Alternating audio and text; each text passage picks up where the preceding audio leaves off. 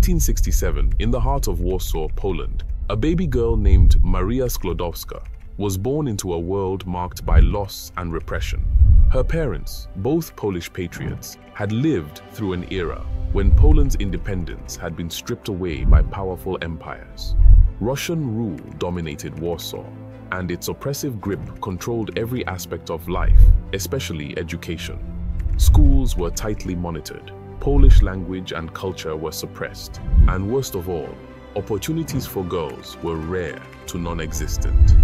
For Maria, the world was one where curiosity and ambition were caged.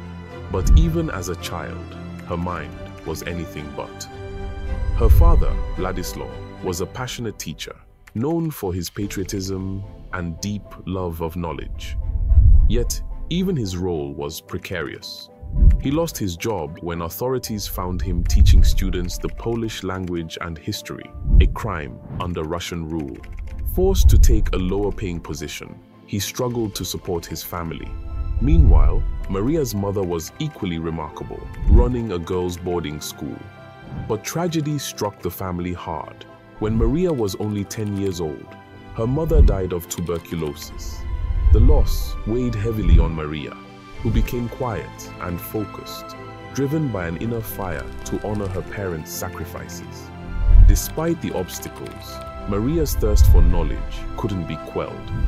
She absorbed everything her father taught her, becoming skilled in mathematics, physics, and languages. But by the time she was ready for higher education, the harsh reality of her limitations became clear. Universities were closed to women, and even attempting to attend a college could lead to punishment. It seemed her dreams were destined to remain unfulfilled. Yet whispers of hope found their way to her through hushed conversations and secret letters.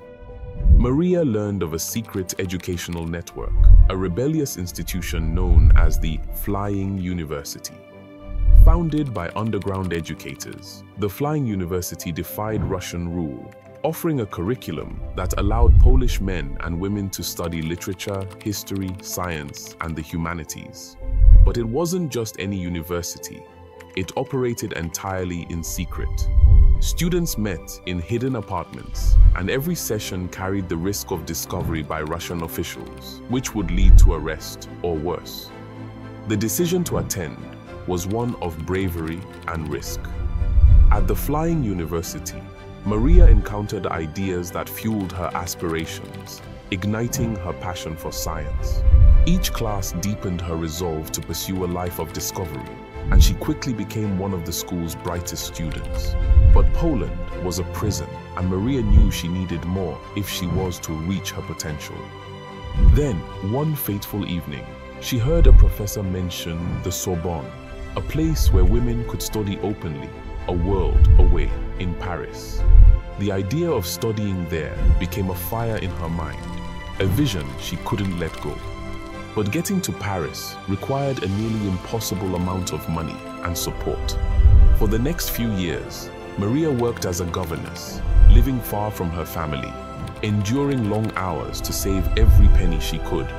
She studied alone in her free hours, dreaming of the day she would walk the halls of the Sorbonne. Finally, after years of saving, she set off on a journey that few Polish women had ever dared to take. She left her homeland, knowing she might never return, filled with both hope and an unshakable determination.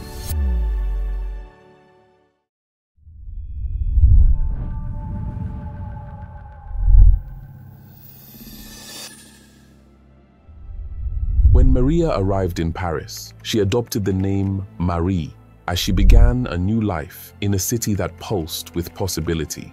The Sorbonne was a world unlike anything she'd ever experienced, a place of ideas, debates, and discoveries, where knowledge seemed to overflow from every corner. For Marie, each class was an adventure, each lecture a step toward the future she envisioned. Yet the life of a student in Paris was far from luxurious. Marie lived in a tiny, unheated attic room where she often went hungry and worked late into the night, her fingers numb from the cold, clutching her books as she struggled to keep warm. Paris, for all its allure, could be unforgiving. The city's male-dominated academic world didn't easily accept women, let alone those from foreign lands. Professors looked at her with skepticism, and her classmates doubted her abilities. But Marie defied expectations, graduating at the top of her class in physics and then pursuing a second degree in mathematics. She faced each challenge with unbreakable resolve, proving wrong anyone who doubted her. Then, through mutual friends, she met Pierre Curie, a brilliant yet reserved physicist who had made remarkable contributions to the study of magnetism. Pierre was an unusual man. He cared little for fame or fortune, and his quiet demeanor masked a mind that was endlessly inquisitive. He was captivated by Marie's intelligence and her passion for science, seeing in her a kindred spirit. Their connection was instant and profound, their conversations filled with ideas and dreams. Pierre offered her the use of his laboratory, a gesture that would change both their lives. Their relationship grew, and before long, Pierre asked Marie to marry him. But Marie was hesitant. She was considering a return to Poland to contribute to the education of women there, and marriage wasn't part of her plan. Pierre, however, was unwavering. He told her he couldn't imagine a life without her, and if necessary, he would even move to Poland to be with her. Convinced by his devotion, Marie agreed, and they married in a modest ceremony. Her wedding dress was a practical blue, a dress she would wear for years in the lab. As they worked together, their shared passion for science only deepened their bond. They embarked on a new investigation that would consume their lives: the strange, invisible rays discovered by Henri Becquerel. Radioactivity was a phenomenon no one fully understood, and Marie was determined to uncover its secrets. But as they began their work, they encountered questions that grew darker and more complex.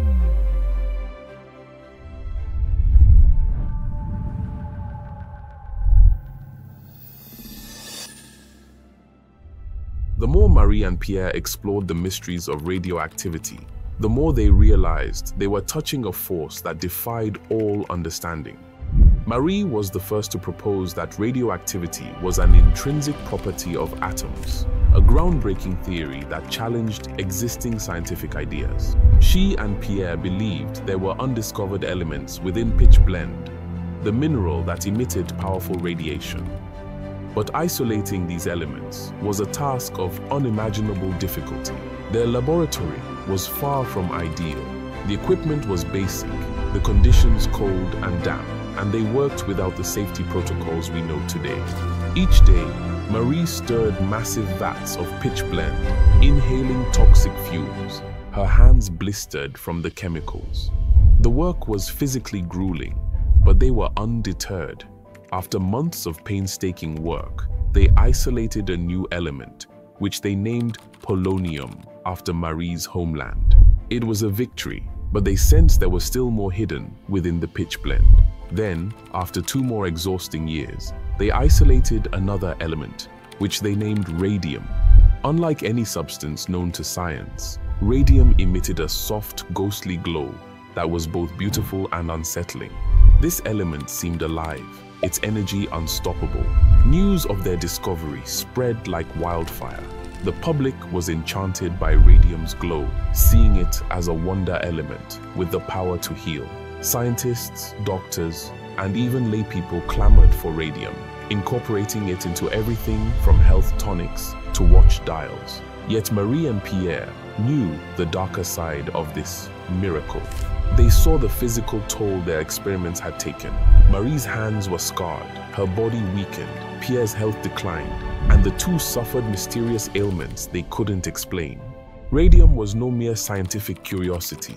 It was a force of both light and darkness.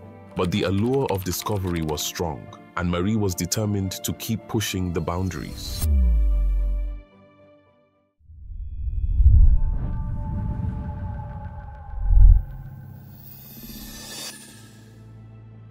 In 1903, after years of tireless research, Marie and Pierre were honored with the Nobel Prize in Physics, a monumental recognition that should have celebrated both equally.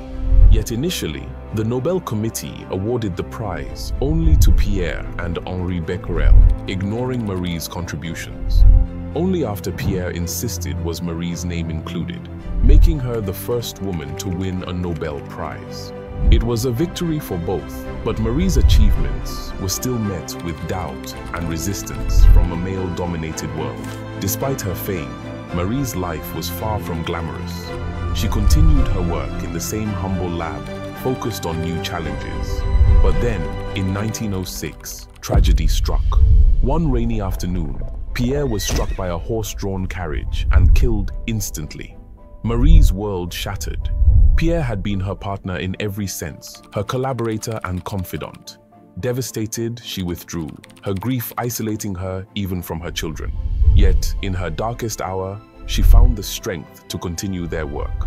She took over Pierre's teaching post, becoming the first female professor at the Sorbonne. In the laboratory, she pressed on, driven by an intense resolve to honor Pierre's memory. And in 1911, Marie achieved an unprecedented feat. She won a second Nobel Prize, this time in chemistry, for her work on isolating pure radium.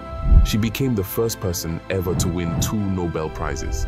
But the triumph was bittersweet. The public now viewed her with suspicion, spreading rumors about her personal life and tarnishing her reputation. Marie became the subject of scandalous gossip, her achievements overshadowed by whispers.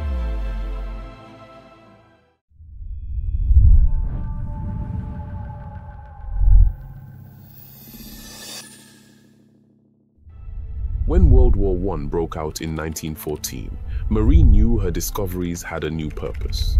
With Europe engulfed in conflict, she saw the potential of X-rays to save lives on the battlefield.